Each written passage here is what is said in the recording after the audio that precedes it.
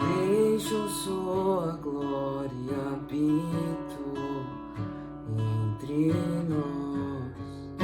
Em tudo foi tentado, levou sobre si as nossas dores,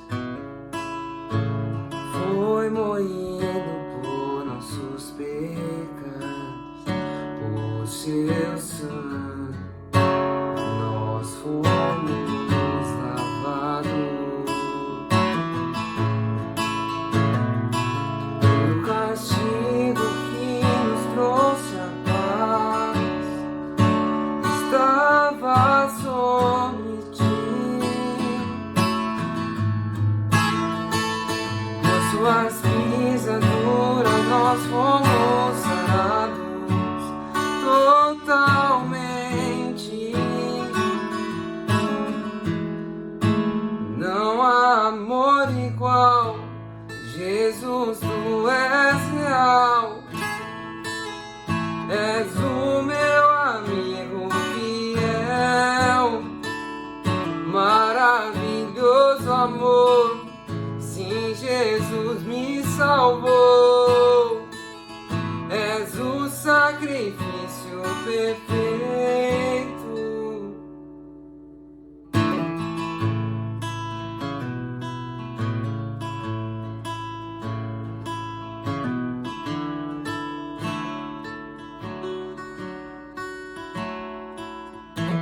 Nada se compara ao seu amor. Deixou sua glória habitou entre nós. Em tudo foi tentado, levou sobre si as nossas dores, foi moído por nossos pecados, e no seu sangue nós fomos lavados.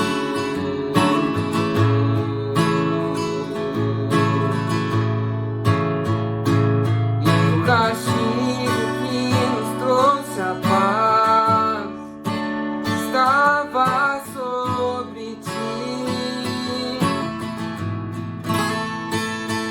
Suas pisaduras nós fomos sarados totalmente.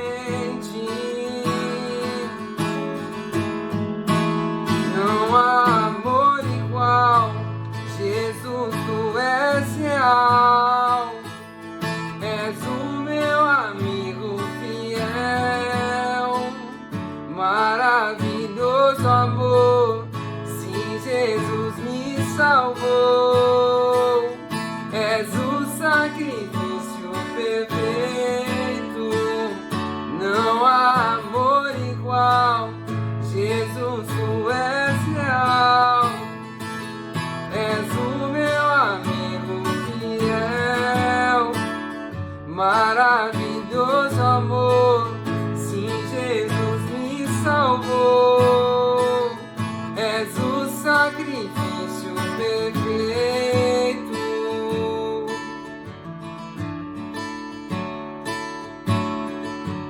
Tudo que tenho terás, tudo que sou tu terás. Recompensa do teu sacrifício, recompensa do teu sacrifício. Tudo que tenho terás, tudo que sou tu terás. Recompensa do teu sacrifício, recompensa do teu sacrifício. Tudo que tenho terás, tudo que sou tu terás. Recompensa do teu sacrifício, recompensa do teu sacrifício.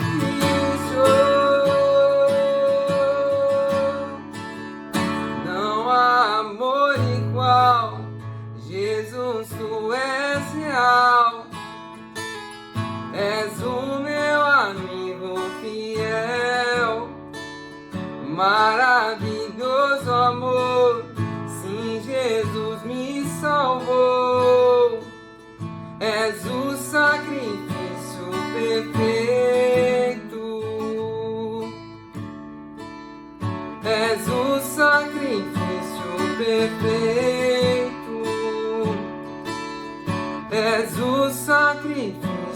perfeito.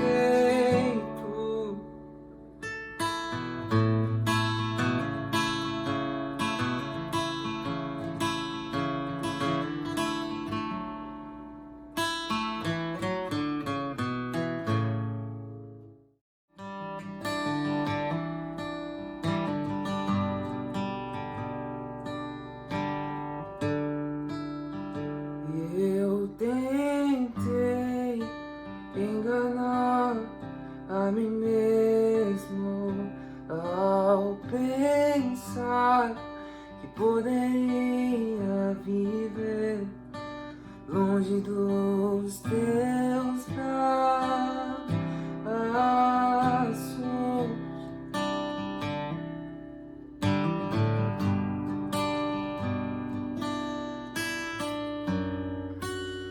Mas a verdade é que nunca encontrei nada igual à maneira que você me aceitou.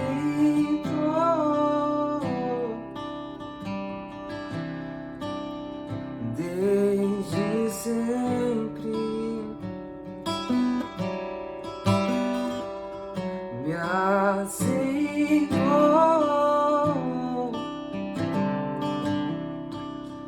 desde sempre.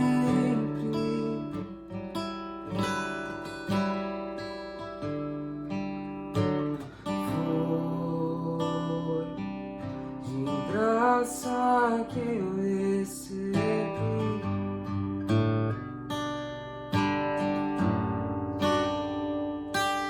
O que o mundo inteiro não pôde comprar.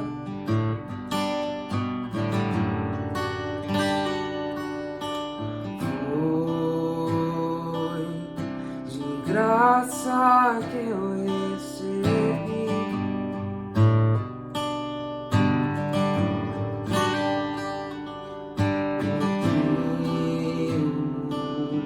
Inteiro não pôde comprar.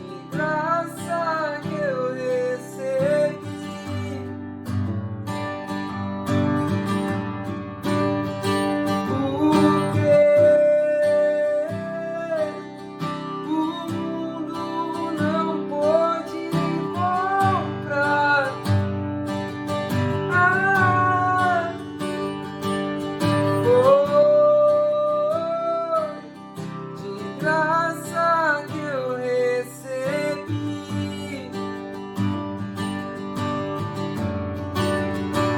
Porque o mundo inteiro não pôde comprar.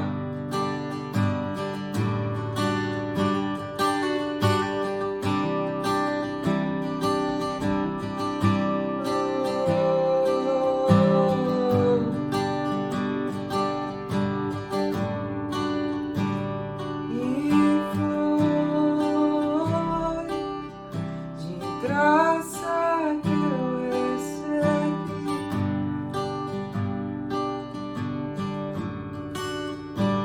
Porque o mundo não pode comprar.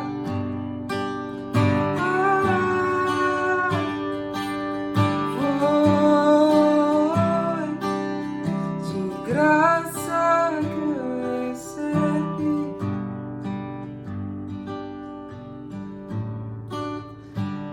Porque o mundo inteiro não pode comprar.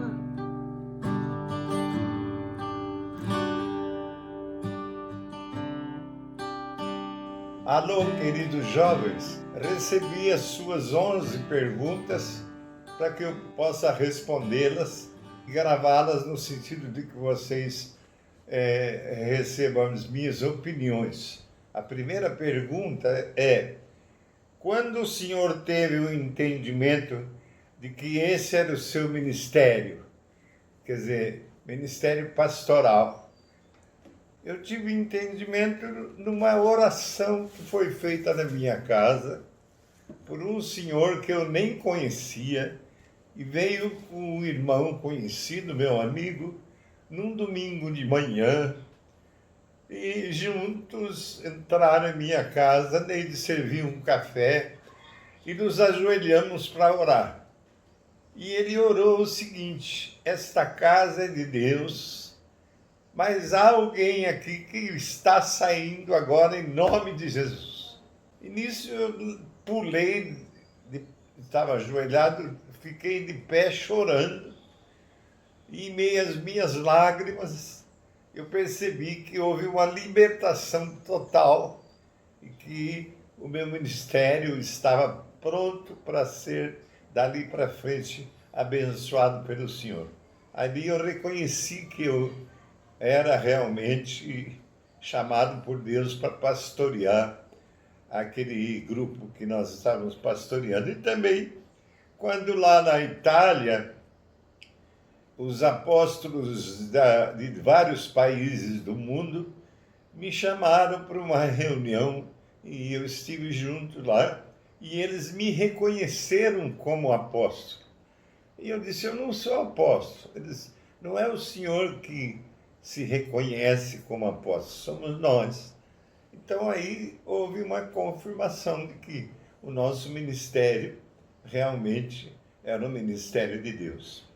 A segunda pergunta que vocês me fizeram é a seguinte: quais acontecimentos mais te marcaram durante esses anos de ministério? Eu tenho tantos acontecimentos que eu não posso mencionar um a um, tão importantes. Eu vou destacar um que aconteceu, dois que aconteceram na Escócia. Eu visitando o Hélio na Inglaterra, que era missionário, meu filho missionário na Inglaterra, fomos até a Escócia.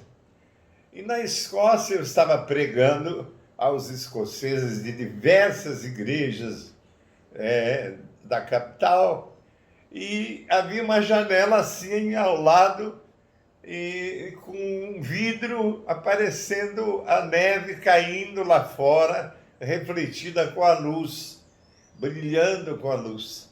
E ao terminar a pregação, eu olhei e disse: vocês estão vendo isso? A neve refletida na luz? Em 1837, vocês foram para o Brasil E no Brasil, nos anunciaram o Evangelho e nos ensinaram um hino com o título Alvo Mais que a Neve. E nós nunca tínhamos visto neve, não havia cinema, não havia televisão, não havia fotos coloridas.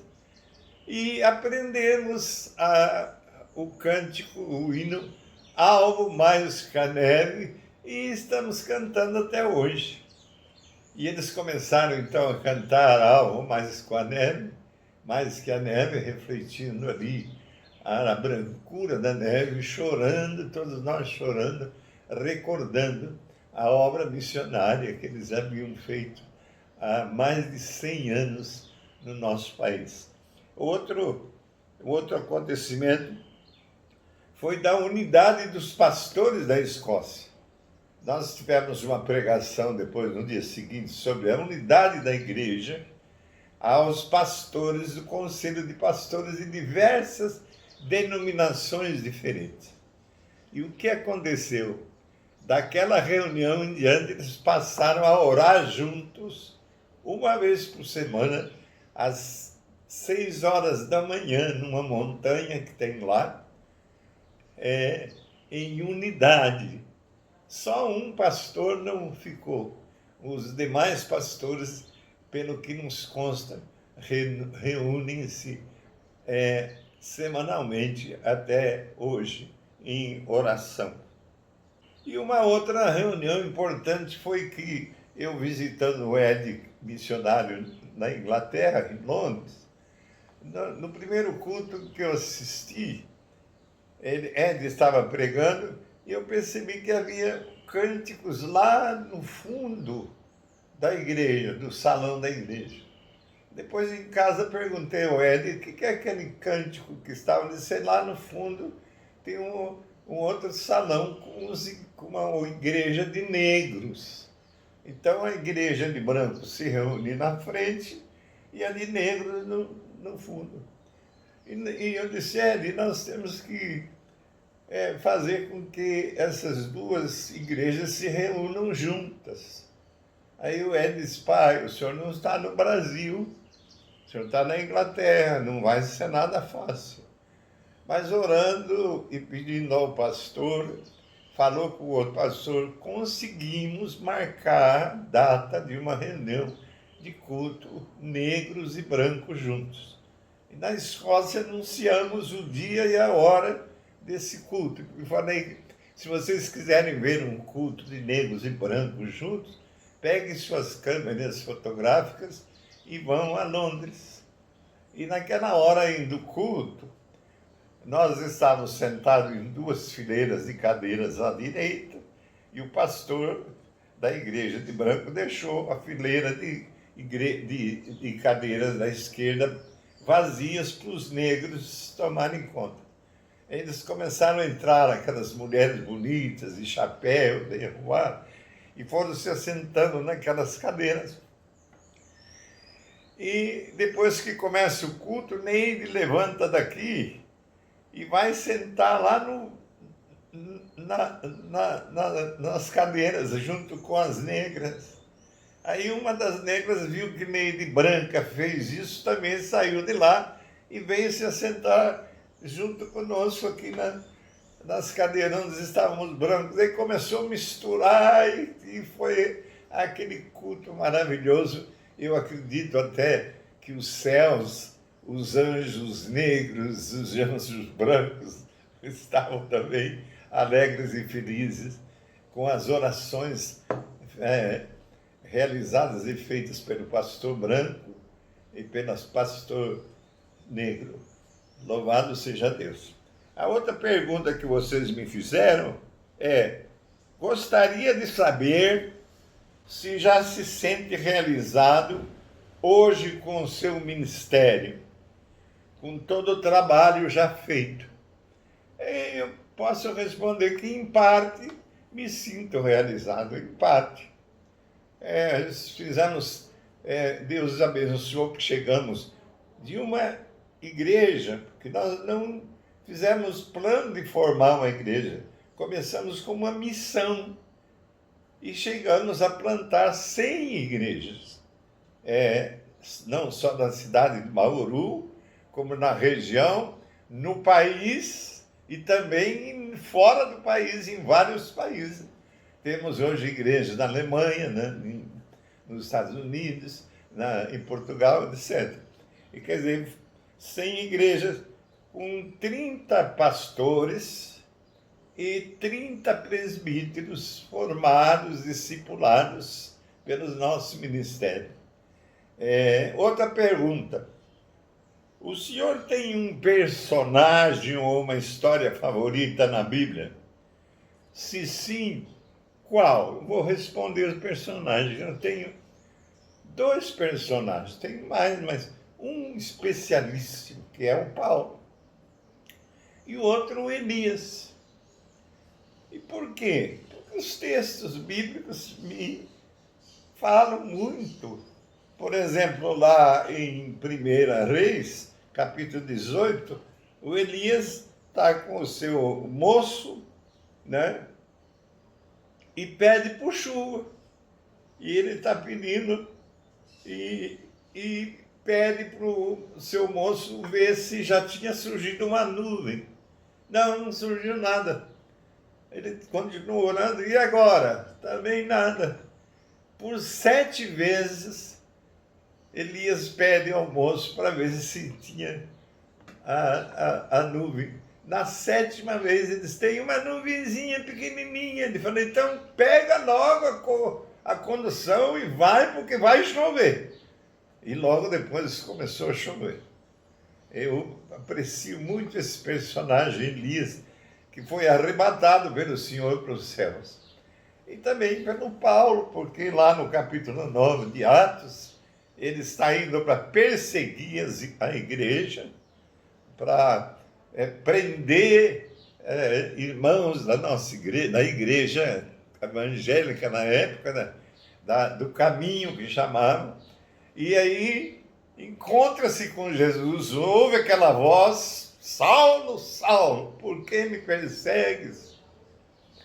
E ele diz, quem és tu, Senhor?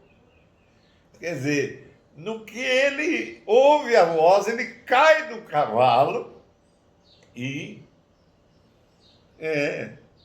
converte-se ao Jesus Senhor, o Jesus dono, o máximo proprietário da sua vida. Esses são os 2 personagens. A outra pergunta, como funciona a tentação? 1 João 2,16 diz que a concupiscência da carne, a concupiscência dos olhos e a soberba da vida. Quer dizer, se você não tem um sentimento espiritual transformado por Cristo Jesus, facilita a operação da tentação. Eu estava orando na chácara, antes do nosso culto na chácara, e ao orar, e logo houve uma tentação. Escuta, você ainda ora para esse Deus que permitiu um acidente em que morreu a tua neta? Você ainda ora para ele? E aquela tentação me prejudicou. Eu fiquei ali sem saber o que eu orei ao Senhor, Senhor, se o Senhor agora não se manifestar com poder, revelando a sua glória para mim, eu não vou poder pregar. Quer dizer, a tentação estava funcionando, estava operando negativamente na minha vida de pregador. Aí eu fui para a pregação e diz os que ouviram que uma das maiores e mais abençoadas pregações minhas foi aquela manhã.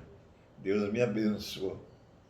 E outra pergunta, se Deus é consciente, vocês fazem a pergunta, e sabe de todas as coisas, por que ele deixou Lúcifer ser líder dos anjos sabendo que ele gostaria de ser igual a Deus. Precisava deixá-lo chegar a esse ponto? É a minha resposta. Deus tinha um plano de nos criar como homem e mulher. E ele nos faria semelhantes a ele, com corpo, alma e espírito. Isto é, com a possibilidade de decidir, de termos a liberdade como ele tem de decidir. Então, deixando o inimigo operou de forma em que nós, hoje, temos que decidir se seguimos o caminho que é Jesus Cristo, eu sou o caminho, a verdade e a vida, ou se nós seguimos o mundo que faz o que o inimigo de Deus, o Lúcifer, quer que faça. De modo que eu entendo que Deus deixou para que nós pudéssemos não ser impostos a servir a Cristo, mas nós tivéssemos a liberdade, como temos, de escolher entre Deus e o diabo. Outra pergunta. Sobre 1 Tessalonicenses 4, 16 e 18, quando nesse versículo diz que na volta de Jesus, os que morrerão nele ressuscitarão e subirão primeiro, essas pessoas já estavam desfrutando o paraíso ou voltarão à terra e subirão novamente, ou apenas subirão e virão e viverão com Jesus após a segunda vinda? Essa pergunta é longa, eu explico. Vocês estão querendo saber se quando morremos em Cristo, dormimos na sepultura, como Jesus diz, né? Jesus, quando Lázaro morreu, ele disse aos discípulos: Lázaro está dormiu, eu vou lá para acordá-lo. Se a gente fica na sepultura até a volta de Jesus e vai para encontrá-lo. Ou se quando morre a gente já vai a Deus, depois volta para ressuscitar e ir a Cristo. Nós pregamos isso domingo passado, era bom que vocês vissem essa pregação sobre a vinda de Cristo. Os mortos em Cristo ressuscitarão primeiro do que aqueles que estiverem vivos nessa ocasião. Eles ressuscitarão e irão encontrar-se nas nuvens com Cristo, e os vivos serão transformados e arrebatados. É difícil você responder se eles foram, voltaram e tornaram ir. No meu entender, a palavra de 1 Tessalonicenses mostra que os que morrem em Cristo ficam dormindo, como diz a palavra, e Jesus vem para acordá-los, ressuscitando para eles estarem com ele naqueles 1000 anos governando a terra, juntamente com os vivos que foram transformados e arrebatados. Outra pergunta que vocês nos fazem é sobre como saber se eu recebi, como saber se recebi o Espírito Santo. É uma pergunta boa, né? Eu entendo, eu sou um tanto pentecostal também, né? Eu creio nos dons espirituais, eu creio nas manifestações dos dons, e um dos dons é o dom de língua estranha. Mas não é pelas línguas estranhas que nós identificamos a presença do Espírito.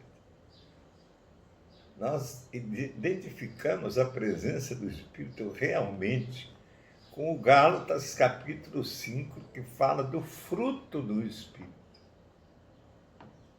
Então, se eu tenho aqueles frutos, produzo o fruto do Espírito, é porque o Espírito está operando em mim, está se manifestando em mim.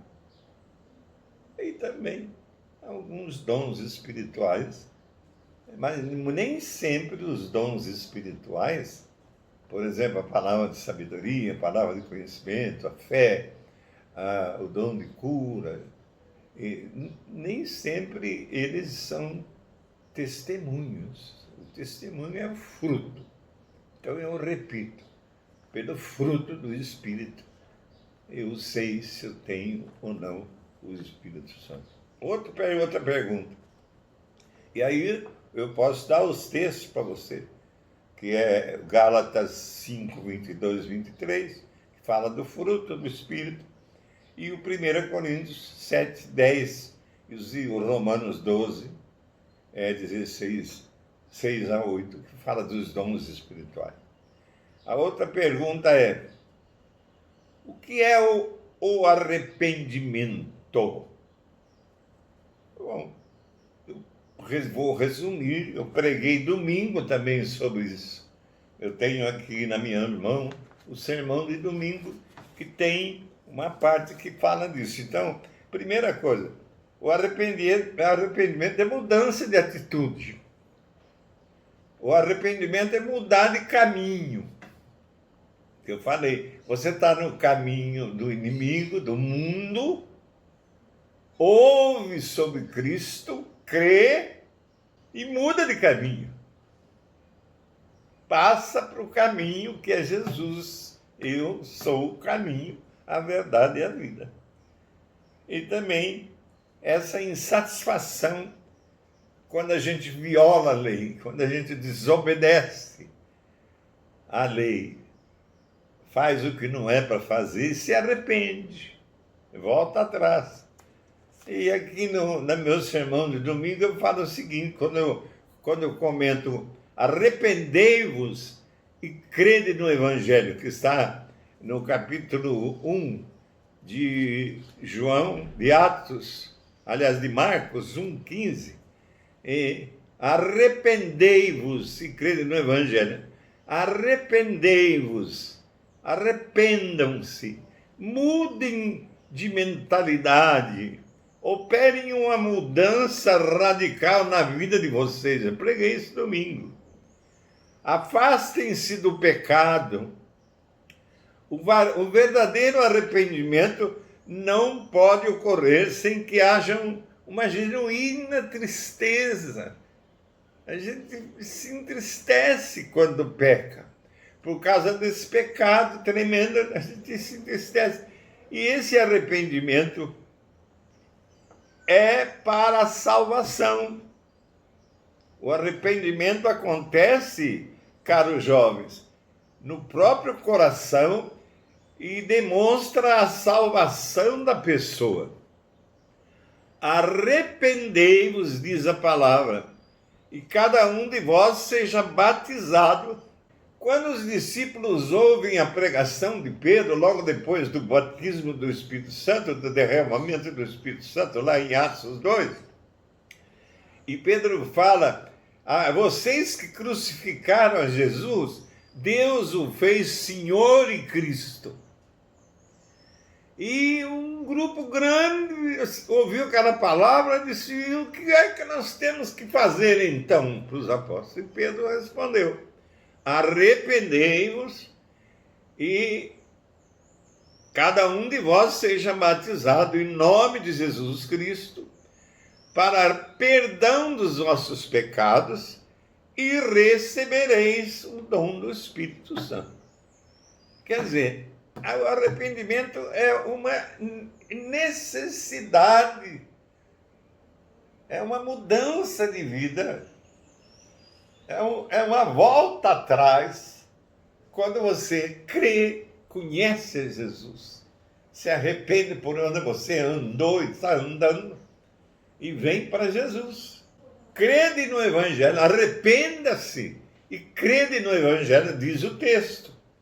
Arrependam-se, creiam, tenham fé.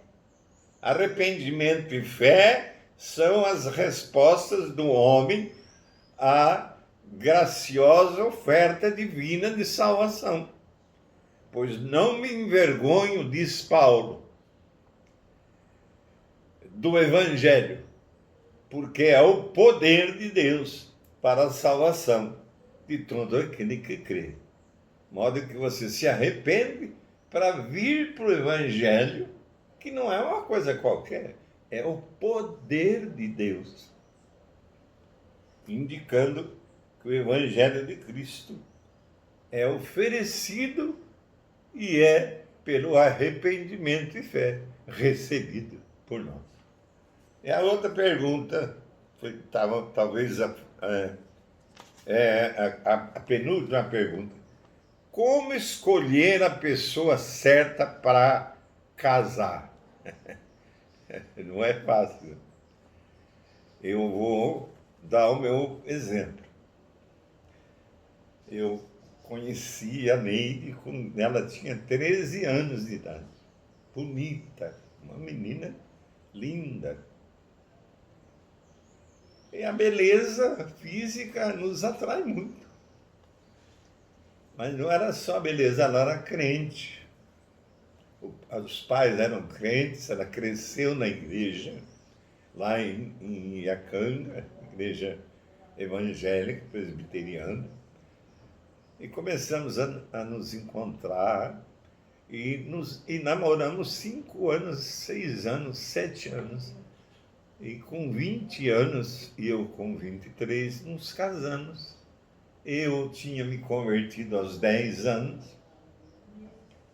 lendo um livro que tinha os desenhos da pessoa de Cristo, e recebi Jesus com 10 anos e casamos. Só que, depois de casados, percebemos que tínhamos que mudar muito a nossa vida. Neide nem crente, nem convertida era. Era crente, mas não tinha recebido o Espírito, não tinha convertido. Ela recebeu depois, quando batizada por imersão, ela deu um grito na água, saiu e batizada no Espírito, falando línguas. E aquele dom de línguas mostrou a mim que ela havia se convertido, que ela não era convertida. E então eu respondo: como é que você pode ter a pessoa certa para se casar? Pessoa que você reconheça ser convertida a Jesus Cristo. Não é essa religião, aquela denominação, é a pessoa de Cristo. E não é simplesmente o Jesus Salvador da sua vida pessoal, é o Jesus Senhor, Jesus a autoridade máxima sobre sua vida, Jesus dono de sua vida. Então eu aconselho você a namorar, e namorar até que veja que ela se converteu a Cristo. E então seria um bom casamento. E última pergunta que eu vou tentar responder. Por que Paulo ficou cego 3 dias?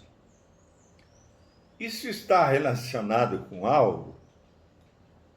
Isso está lá em 9 do Atos dos Apóstolos, né? Atos dos Apóstolos, capítulo 9, que diz o seguinte, no versículo 3, 4 e 5. Seguindo ele, Paulo, estrada fora, ele ia para perseguir os cristãos que ele prendia. Ele era contra a igreja que chamava a Igreja do Caminho. E indo, aproximou-se de Damasco, e subitamente uma luz do céu brilhou ao seu redor. diz a palavra. E o versículo 4 fala: e caindo por terra, ouviu uma voz que lhe dizia: Saulo, Saulo, por que me persegues? E ele perguntou: quem és tu, Senhor? E a resposta foi: eu sou Jesus, a quem tu persegues. Ao cair do cavalo, por ouvir aquela voz e aquela manifestação forte daquela luz tremenda, ele cai e fica cego por 3 dias. Por quê? Não era simplesmente a manifestação da luz intensa. Nessa manifestação está a manifestação da glória de Cristo. A palavra de Cristo. Saulo, Saulo, por que me persegue? E ele cai e aí levanta-se cego. E pergunta: quem és tu? E já reconhece: Senhor. Ele fica cego. Por quê? Eu acho, pode não estar certo, que foi a tremenda manifestação da presença gloriosa de Cristo pela sua voz intensa. Aquela luz brilhando de forma a derrubá-lo até do cavalo. E ele, então, fica cego. Mas, veja só, Deus ilumina. Ele sai dali, apesar de cego fisicamente, iluminado pela palavra de Cristo. E vai, e o discípulo de Cristo ora por ele, e ele volta a enxergar. E por que essa tremenda manifestação gloriosa de Cristo? Porque Cristo tinha um plano com Paulo, de tê-lo como seu servo para pregar aos gentios. Então, essa sua pergunta final aqui, por que Paulo ficou cego 3 dias? Isso está relacionado com algo? Sim. Está relacionado. O diabo cega e Deus ilumina. Ele teve um encontro com Deus, homem, Jesus, e foi iluminado. Apesar de ficando cego, ele recebeu a luz divina da glória e da manifestação de Deus. Amém. Que Deus os abençoe e que essas respostas possam ter satisfeito a todos vocês. Em nome de Jesus. Amém.